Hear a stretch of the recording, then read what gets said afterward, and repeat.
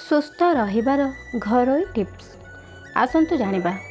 ଯେଉଁମାନଙ୍କର allergy problem ଅଛି ସେମାନେ କେବେ ବି ଲସିର ବ୍ୟବହାର କରନ୍ତୁ ନାହିଁ, କାହିଁକି ନା ଲସି ପିଇଲେ ଆଲର୍ଜି ଅଧିକ ହୋଇଥାଏ।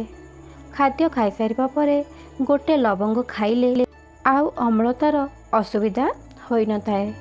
ସପ୍ତାହରେ 2 ଥର ଗୁଜୁରାତି ସେବନ କରିଲେ ନିଶ୍ୱାସ ପ୍ରଶ୍ୱାସ ନେବା ବେମାରୀ ଦୂରରେ ରହିଥାଏ।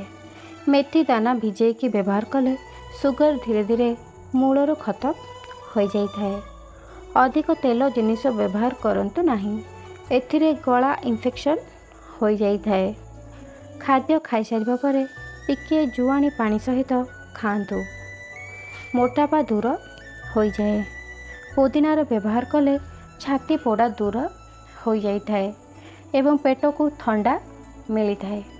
ଯଦି ନିଶ୍ୱାସ ନେବାରେ ଅସୁବିଧା ହେଉଛି ତାହେଲେ ଗୋଟେ କଞ୍ଚାଲଙ୍କା ଖାଇଦିଅନ୍ତୁ, ଆରାମ ମିଳିଥାଏ। ଆମ୍ବ ଆଚାର ଖାଇସାରିବା ପରେ ପାଣି ପିଅନ୍ତୁ ନାହିଁ, ଏଥିରେ ଥଣ୍ଡା ଜ୍ୱର ହୋଇପାରେ।